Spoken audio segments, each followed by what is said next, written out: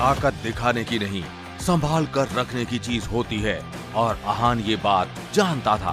किसे दिखाई आहान ने अपनी ताकत? क्या आहान की ताकत देखकर शनाया होगी और इम्प्रेस? किस नई मुसीबत में फंसने वाले हैं आहान और शनाया?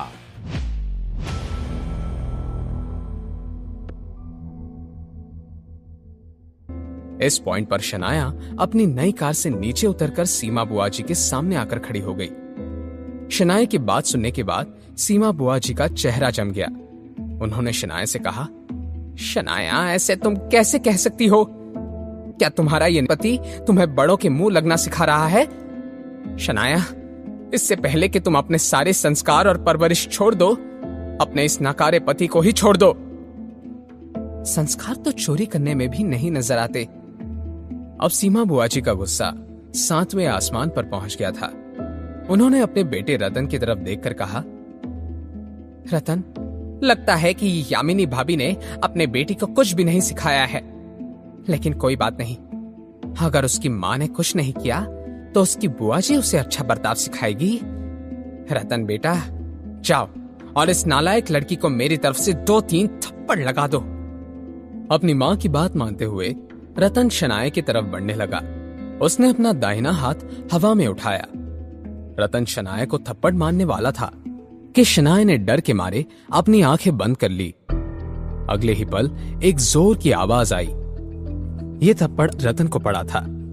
शनाया ने जब सामने खड़े रतन को देखा तो वो हैरान रह गई। हट्टा कट्टा रतन इस वक्त अपना दंदना रहा कान पकड़कर खड़ा था और उसका गाल लाल हो गया था। यह देखकर शनाया को अपने आंखों पर यकीन नहीं हो रहा था।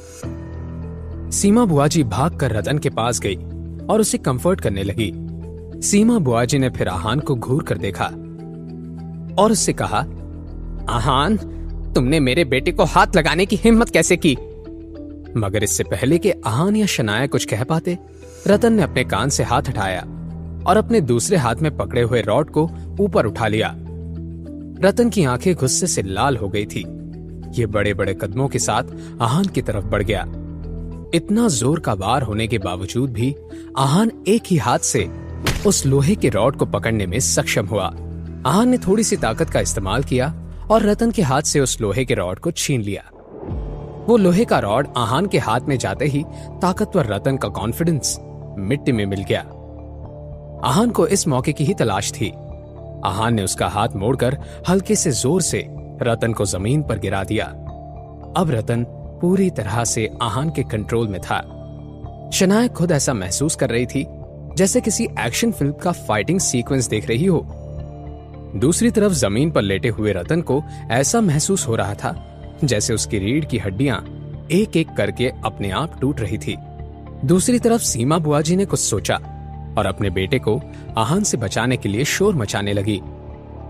कोई बचाओ हमें, इस आहान से हमारी जान बचाओ। लोग सीमा बुआ जी की आवाज सुनकर वहां जमा हो गए और उनके लिए बहुत बुरा भी महसूस करने लगे। उन लोगों को देखने के बाद सीमा बुआ जी की ओर भी ज्यादा जोर आ गया।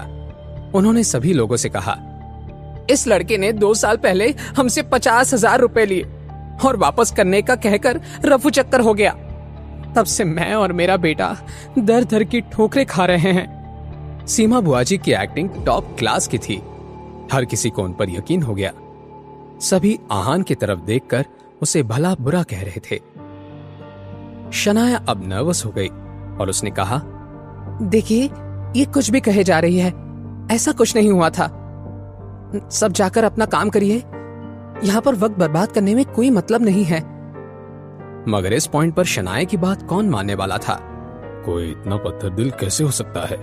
एक तो पैसे ले लिए और वापस करने के बजाय मारपीट कर रहा है। क्या ऐसे ही लोगों को हड़प कर इसने ऑडी खरीदी है ये? हाँ, नहीं तो क्या? इन्हें देखकर कोई कह सकता है क्या कि ऐसी घटिया हरकतें करते होंगे? मेहनत से कमाने का छोड़कर ये लोग तो खुली चोरी कर रहे हैं। लोगों की ऐसी बातें सुनकर शनाया की आंखें नम हो गई। अपनी सफाई पेश करते हुए उसने सबसे कहा, ऐसा कुछ भी नहीं है, आप सब मेरी बात तो सुनिए।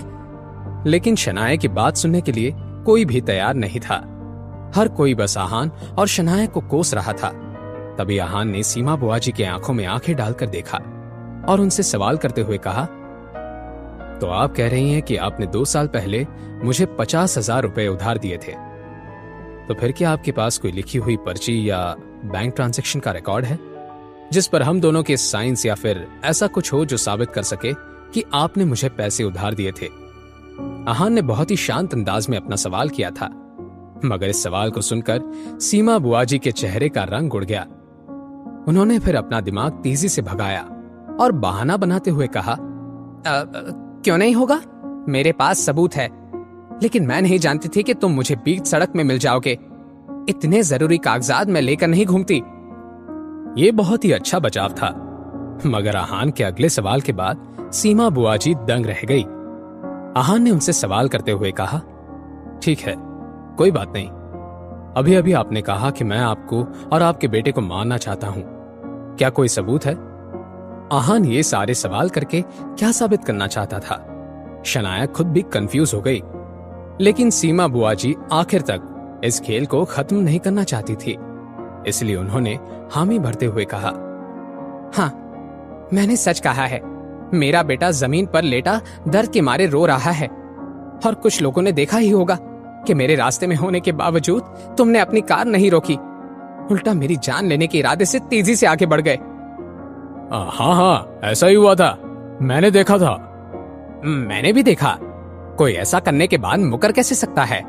मेरा तो कहना है कि हमें पुलिस को बुला ही लेना चाहिए, ताकि ऐसे जानवरों जैसे लोगों को उनके गुनाहों की सजा मिल सके। यह सुनकर एक बार फिर से भीड़ में हल्ला मचने लगा। शनाया फिर से पैनिक करने लगी। पुलिस का नाम सुनकर शनाया घबरा गई थी। भले ही उसने और आहान ने कुछ भी गलत नहीं किया था, लेकिन यहाँ हर कोई सीमा बुआ जी के सपोर्ट में ही बात कर रहा था, इसलिए शनाया डरने लगी थी। तभी आहान ने जोर से कहा, हाँ प्लीज, कोई पुलिस को कॉल कर ही दो, मुझे भी एफआईआर लिखवानी है। आहान ये क्या कह रहा था? क्या सच में आहान अपने आप को और शनाया को इस सिचुएशन से बाहर निकाल सकता था, या फिर सीमा बुआ जी आहान और शनाया को किसी बड़ी मुसीबत में फंसाने वाली थी? कैसे मात देगा आहान सीमा बुआ की नौटंकी को? जानने के लिए देखिए अगला एपिसोड सिर्फ पॉकेट एफएम के यूट्यूब चैनल पर, और सीक्रेट अमीरजादा के सारे एपिसोड्स को सुनने के लिए डिस्क्रिप्शन में दी हुई लिंक से डाउनलोड कीजिए पॉकेट एफएम ऐप।